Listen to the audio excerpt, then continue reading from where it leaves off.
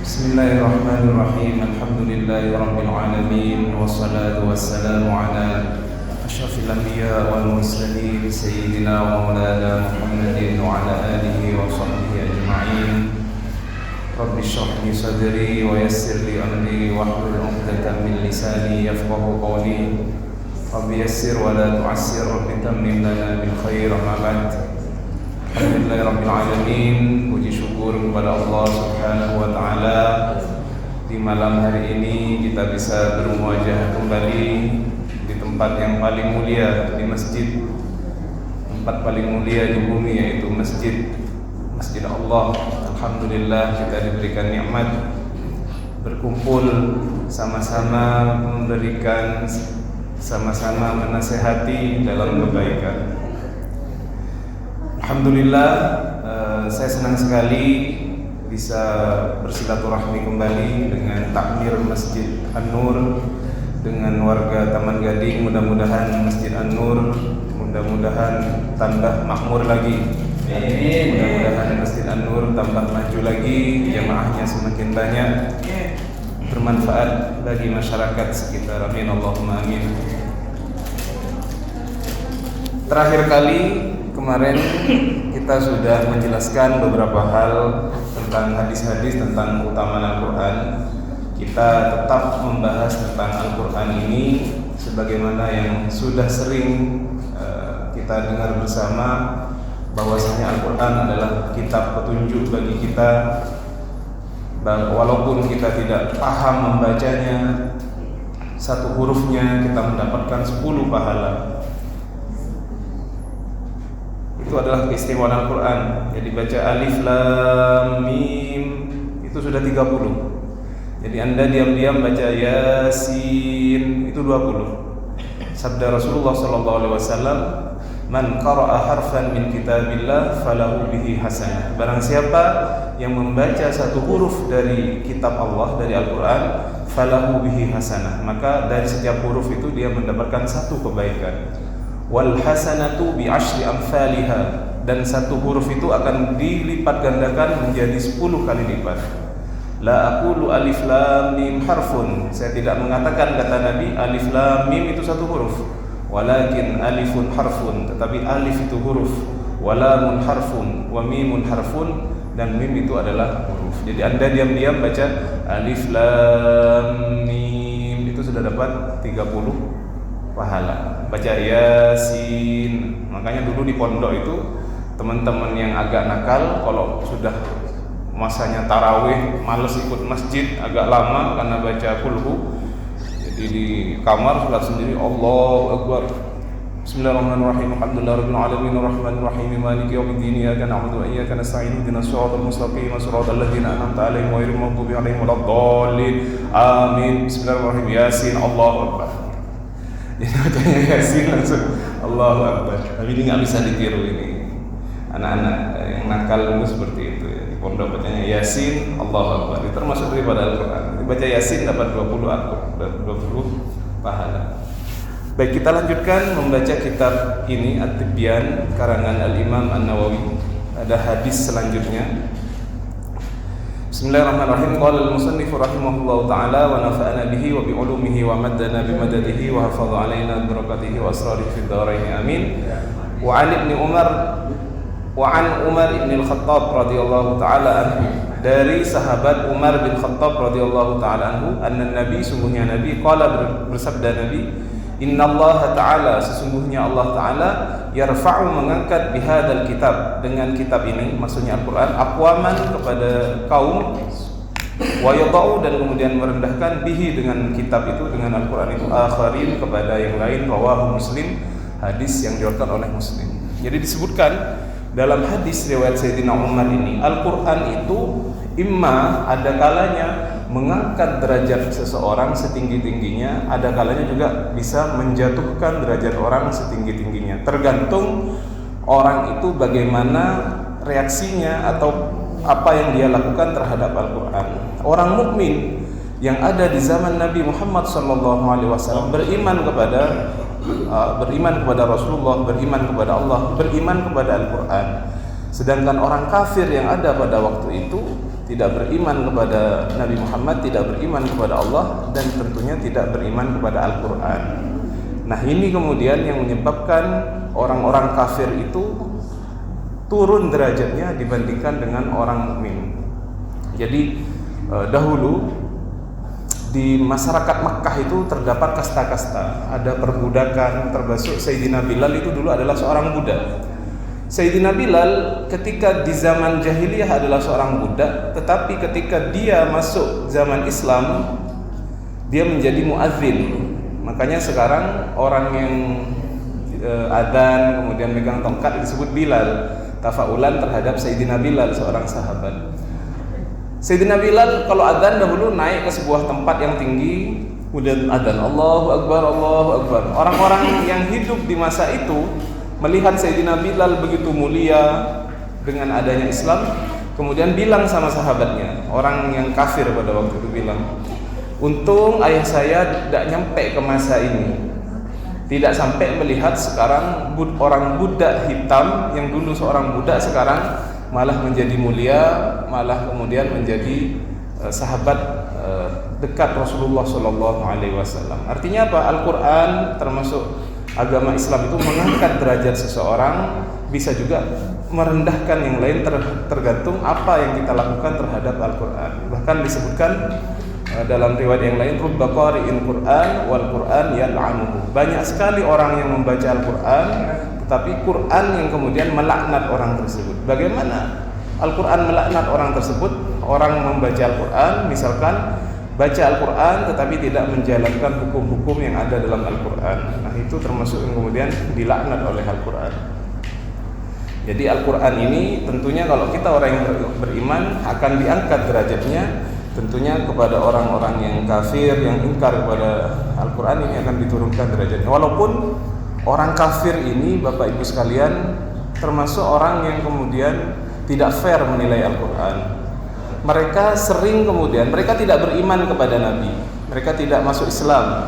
Tapi ketika Nabi membaca Al-Quran, ketika sahabat yang lain membaca Al-Quran, mereka sering curi-curi dengar. Jadi misalkan ada di masjid, ini hataman tadi, ada orang kafir gitu ya, jalan di sini, curi-curi dengar apa yang dibaca. Mereka merasa kelezatan ketika mendengarkan Al-Quran dahulu di zaman Nabi, sampai mencuri-curi dengar seperti itu, karena memang terasa nikmat. Jadi mereka ingkar, tetapi di sisi yang lain mereka menikmati Al-Quran dengan mencuri-curi dengar ketika sahabat dan Nabi membaca Al-Quran. Nah, ini maksudnya innallaha ta'ala yarfa'u bihadzal kitab aqwaman wa yad'u bihi akharun.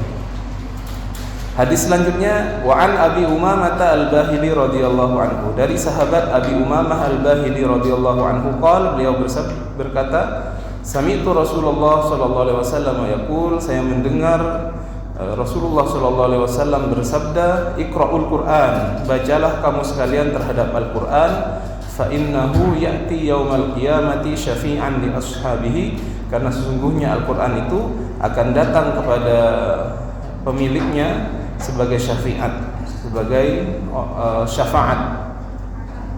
Iqra'ul Qur'an fa innahu ya'ti yaumal qiyamati syafi'an li ashabihi. Bacalah Al-Qur'an, sesungguhnya Al-Qur'an pada hari kiamat akan memberikan syafaat kepada orang yang memilikinya. Jadi disebutkan dalam hadis yang lain, innas siyama wal Qur'an yashfa'ani yaumal qiyamah. Sesungguhnya puasa dan Al-Qur'an itu akan memberikan syafaat di hari kiamat.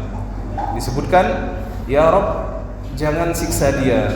Dia sudah berpuasa di siang hari, tidak makan, tidak minum, maka berilah syafaat kepada dia. Kemudian Al-Quran berkata, ya Rabb, jangan siksa dia. Dia sudah tidak tidur di malam hari dengan membaca Al-Quran, maka berilah syafaat kepada dia. Jadi Al-Quran ini termasuk yang memberikan syafaat. Walaupun syafaat ini banyak ya, termasuk Sayyidina Nabi Muhammad SAW mengatakan, syafaati li ahlil kabair min ummati. Aku simpan syafaatku itu untuk orang-orang yang mempunyai dosa-dosa besar di kalangan umat. Jadi insyaallah nanti kalau selama dia masih mengucapkan la ilaha illallah Muhammadur Rasulullah, tidak ada satupun umat baginda Nabi besar Muhammad SAW yang tertinggal di neraka. Beliau menjamin syafaati li ahlil kabair min ummati, syafaatku bagi orang yang melakukan dosa-dosa besar di antara umat. Tapi ini bukan kemudian kita Nabi Muhammad memberikan syafaat, kita kemudian tidak menjalankan syariat Islam, nanti pasti ditolong oleh baginda Nabi. Ya, tentunya nggak begitu ya. Kita tahu Nabi akan menolong kita, tapi kita sebagai umatnya juga harus menolong diri kita sendiri. Jangan karena Nabi Muhammad akan memberikan syafaat kita berleha-leha hidup di dunia ini. Maka tetap kita berusaha untuk mengerjakan seluruh perintah-perintah Allah, meninggalkan larangan-larangannya yang kita mampu. Andaikan kita tergelincir dalam sesuatu hal, mudah-mudahan nanti itu diberikan syafaat oleh baginda Nabi besar Muhammad sallallahu alaihi wasallam. Termasuk Al-Qur'an. Jadi Al-Qur'an ini akan datang nanti di hari kiamat memberikan syafaat bagi orang yang membacanya.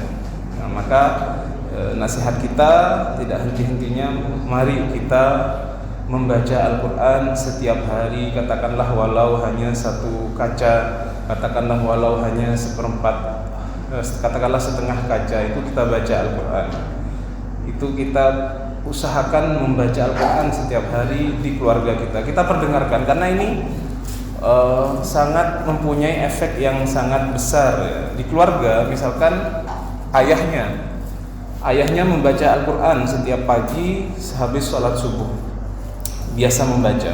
Anak-anaknya misalkan tidak melakukan, tetapi melihat ayahnya melakukan itu kemudian ada uswah hasanah, ada teladan yang baik.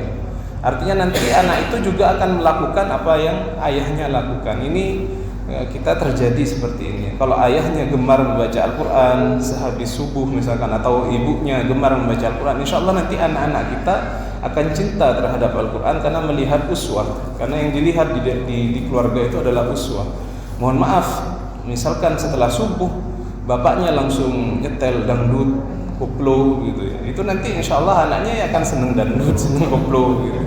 Jadi tergantung apa yang disetel. Kalau orang tuanya memperdengarkan Al-Quran sejak kecil, maka anaknya akan senang. Dan ini terbukti ya, karena manusia itu adalah hasil didikan, terutama keluarga. Ini paling penting. Sekolah kita kenapa tidak berhasil mendidik? Mohon maaf, di Indonesia, Anda lihat saja, pergi ke alun-alun Jember, ke tempat-tempat arena bermain, anak-anak kecil yang sudah tahu di sekolah bahwasanya buanglah sampah ke tempatnya itu ketika habis makan cilok, makan apa itu, coba dibuang di mana dia duduk, dibuang begitu saja. Padahal di sekolah diajarkan buanglah sampah. Kalau di pertanyaan dengan buanglah sampah gimana, sembarangan ke tempatnya, pasti dia di tempatnya. Tapi ketika dia makan cilok, dibuang tuh sembarangan. Nah, itu kenapa? Salah satunya karena dia tidak mendapatkan contoh itu di dalam keluarganya. Di Indonesia di mobil ya, mobil itu sering kemudian habis makan camilan naik mobil dibuang aja lewat pintunya itu ya. Bahkan yang terjadi agak sedih kita, dia merokok di mobil, kemudian ada mbak-mbak di samping mobilnya sedang mengendari sepeda motor. Setelah dia merokok, dia buang begitu saja dan langsung terkena mata si mbak yang mengendari sepeda motor itu, langsung dibawa ke rumah sakit. Ini sangat-sangat, padahal kita tahu an-nadhafatu minal iman, kita Islam, kebersihan adalah sebagian dari iman. Tapi kenapa ini terjadi? Salah satunya mungkin di keluarganya belum terbentuk. Kalau keluarganya sudah membentuk itu, jadi orang akan sungkan sendiri, tidak akan membuang sampah sembarangan misalkan. Nah, ini adalah pentingnya bagi kita untuk menjadi uswah di keluarga, terutama perihal Al-Quran. Dan ini mempunyai efek yang luar biasa. Orang yang kemudian di rumah itu dibacakan Al-Quran, insya Allah rumahnya bercahaya, dilihat oleh malaikat itu bercahaya. Dikatakan rumah yang dibacakan Al-Quran dilihat oleh malaikat itu bercahaya rumahnya. Bahkan dikatakan orang yang rumahnya tidak pernah dibacakan surat Al-Baqarah itu seperti rumah yang ambruk. Jadi dibaca Al-Quran. Pokoknya kita baca saja Al-Quran, insya Allah rumah itu akan ada cahayanya, hidup dengan tidak ada problem insya Allah. Karena dengan petunjuk Al-Quran. Ini banyak ya. Jadi Al-Quran ini memberikan ketenangan kepada orang yang membacanya, ketenangan kepada orang yang mendengarnya. Problem-problem di keluarga ini bisa ringan ketika orang istiqomah membaca Al-Quran. Jadi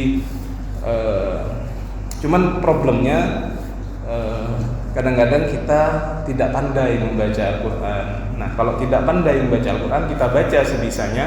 Kita ganti yang biasa kita membaca Al-Quran itu.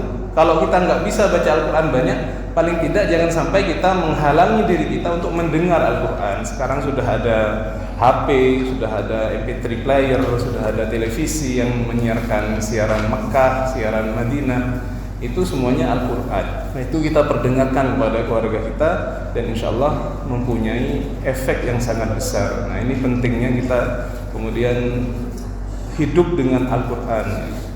Dan ini banyak sekali manfaatnya. Anda bisa rasakan sendiri ketika Anda mengamalkan Al-Quran ini, kedekatan kepada Allah Subhanahu wa Ta'ala, berzikir yang paling utama membaca Al-Quran, dan nanti mendapatkan syafaat di hari kiamat. Baik, hadis yang ketiga. Hadis yang ketiga, insyaallah hadis yang terakhir. Wa an Ibni Umar radhiyallahu anhuma, diriwayatkan dari sahabat Ibnu Umar radhiyallahu anhuma, semoga Allah memberikan ridha kepada keduanya. Anin Nabi sallallahu alaihi wasallam, dari baginda Nabi besar Muhammad sallallahu alaihi wasallam, qala, beliau bersabda, la hasada illa fisnataini, la hasada, tidak ada iri, illa fisnataini, illa kecuali fisnataini, dalam dua hal. Rajulun, seseorang, atahullahul Quran, yang diberikan oleh Allah Al-Quran, fahuwa yaqumu bihi ana al-lail, dan orang tersebut melaksanakan Al-Quran itu ana al-lail, di malam hari, wa ana an-nahar, dan di siang hari. Wa rajulun, dan laki-laki, atahullahu malan, diberikan oleh Allah harta, fahuwa yunfikuhu, dan orang tersebut menginfakkan harta tersebut ana al-laili, pada malam hari, wa ana an-nahar, dan siang hari. Rawahul Bukhari wa Muslim, di hadis ini diriwayatkan oleh Imam Bukhari dan Muslim. Jadi disebutkan di sini la hasada illa fisnatain. Jadi hasad itu iri. Iri itu begini. Kita menginginkan sesuatu nikmat. Orang punya mobil, kita ingin mobil, tetapi kita ingin orang tersebut nikmat mobilnya hilang, pindah ke kita saja. Orang naik jabatan, kita ingin naik jabatan, tapi orang tersebut jangan naik jabatannya. Jadi menginginkan nikmatnya orang hilang, itu hasad. Maka iri ini nggak boleh. Jadi seakan-akan orang iri itu tidak ridho terhadap ketentuan Allah Subhanahu wa Ta'ala. Kenapa kok dia yang diberikan harta? Kenapa dia yang mampu beli mobil? Kenapa kok tidak saya? Kenapa dia yang kemudian mampu naik jabatan? Kenapa kok tidak saya? Dan ingin nikmat yang ada pada orang itu hilang. Ini hasad. Ada satu lagi namanya ghibthah. Ghibthah itu bagaimana? Kita ingin mempunyai nikmat seperti nikmatnya orang lain, tetapi tidak ingin nikmat itu hilang. Misalkan, oh Pak Holil kok naik jabatannya jadi profesor, saya ingin juga jadi profesor, tapi saya nggak ingin nikmat profesornya Pak Holil hilang, maka ini namanya ghibthah. Nah, ghibthah ini tidak apa-apa. Jadi seorang muslim, ghibthah itu tidak apa. Yang hasad, iri, itu yang nggak boleh. Kita tidak rela orang tersebut bahagia, mendapatkan nikmat. Kita tidak rela. Dan iri dengki ini banyak mudaratnya. Dari yang awalnya hanya iri di hati, kadang-kadang sempat diucapkan sampai kemudian menyakiti. Ada orang yang iri, saking irinya kemudian misalkan melakukan pengrusakan terhadap barang-barang tetangganya. Saking irinya kemudian memfitnah tetangganya dan lain-lain. Dan ini penyakit yang sangat berat. Bahkan dikatakan orang yang iri itu kebaikannya hilang, dibakar seperti dibakarnya kayu bakar. Jadi hilang sama sekali. Jadi orang iri kebaikannya akan hilang. Nah, ini tidak boleh iri. Tetapi di sini ada iri yang boleh. Tapi maksudnya iri di sini ghibthah ya. Ghibthah. La hasad di sini maksudnya ghibthah. Boleh kita kemudian melihat ada orang yang kemudian dia membaca Al-Qur'an dan dia menjalankan apa yang ada dalam Al-Quran itu di siang ataupun di malam hari. Kita bahwa ingin ada orang rajin baca Al-Quran dan menjalankan hukum-hukum Al-Quran di malam hari ataupun di siang hari. Kemudian juga ada orang yang diberikan karunia oleh Allah dengan harta, kemudian dia menginfakkannya di siang dan di malam hari, dan kita ingin juga seperti itu. Maka hadis la hasada ini maksudnya bukan hasud dalam artian ingin nikmat itu hilang, tapi yang dimaksud di sini adalah ghibthah. Kita ingin juga seperti itu, ingin juga mengamalkan Al-Quran, ingin juga kalau kemudian kita punya harta berinfak kepada orang lain. Tetapi untuk infak, Bapak Ibu tidak harus menunggu mempunyai harta yang banyak. Ini berapapun yang kita punya, kita infakkan. Bahkan Nabi Muhammad SAW itu, beliau itu pernah suatu hari makan kurma atau butir kurma. Ada perempuan ya mungkin tidak begitu belajar adab, Nabi sudah masukkan kurma itu masih diminta, itu pun dikasihkan sama Nabi. Nah, jadi walaupun bahkan ada hadis yang mengatakan ittaqullah walau bisyikki tamr, bertakwalah kamu kepada Allah walau hanya dengan separuh kurma. Maksudnya apa? Kita andaikan bisa berinfak, bisa memberikan sedekah walaupun sebutir kurma, itu bisa saja setengah butir kurma itu bisa menyebabkan kita selamat di akhirat nantinya. Maka apapun yang kita bisa kita sedekahkan, terutama sedekah di waktu pagi hari, itu katanya sangat-sangat membantu kepada seseorang untuk mempunyai hati yang lapang. Makanya ada istilahnya sedekah subuh dan lain-lain. Di Mesir itu saya ketika di Mesir dulu ada budaya yang sangat bagus. Ya mungkin kalau di Indonesia agak malu ya. Jadi selesai sholat subuh itu ada anak kecil, Pak Holil seperti adik itu ya, dia bawa tas kresek isinya permen, kopiko apa itu. Setiap orang yang sholat dikasih satu permen. Habis setiap selesai sholat pasti anak itu dari orang tuanya, mungkin dari orang tuanya. Ada juga yang bawa roti-roti kecil. Sehabis sholat subuh, semua yang habis sholat subuh dikasih seperti roti kecil gitu. Nah ini kalau diterapkan di Indonesia saya kira bagus sekali ya. Paling enggak saya mau sholat subuh nanti dapat permen gitu kan, atau dapat roti kecil. Itu sangat-sangat menurut saya sangat bagus itu. Anak-anak kecil habis assalamualaikum warahmatullahi bagi-bagi permen, semua yang hadir dikasih permen, semua yang hadir dikasih roti-roti kecil gitu. Ya itu bagus, apalagi kalau Masjid An-Nur nanti ada yang mau seperti itu bagus sekali. Jadi sedekah habis sholat subuh langsung, walaupun hanya permen. Karena saya bilang permen ini memang terjadi, memang permen yang dia kasihkan teman. Dan jangan diremehkan ya, jangan diremehkan karena itu juga adalah bentuk sedekah yang terkecil. Itu yang bisa saya sampaikan Bapak Ibu mengenai hadis-hadis yang sudah saya baca tadi. Jadi ada 3 hadis yang kita baca. Hadis yang pertama tadi bahwasanya Al-Quran itu bisa meninggikan derajat seseorang, derajat sebuah kaum, juga bisa menjatuhkan derajatnya. Itu yang pertama. Hadis yang kedua, bacalah kalian Al-Quran karena Al-Quran itu kemudian akan memberikan syafaat nanti di hari kiamat. Kemudian hadis yang ketiga adalah kita harus iri atau ghibthah kepada orang yang diberikan Al-Quran, kemudian dia melaksanakan hukum-hukumnya di malam dan siang hari. Kemudian juga kepada orang yang diberikan harta dan dia menginfakkan harta tersebut baik di malam dan di siang hari. Itu adalah hadis-hadis dari baginda Nabi besar Muhammad sallallahu alaihi wasallam. Demikian yang bisa saya sampaikan. Insyaallah kita lanjutkan di pertemuan bulan nanti. Ini alhamdulillah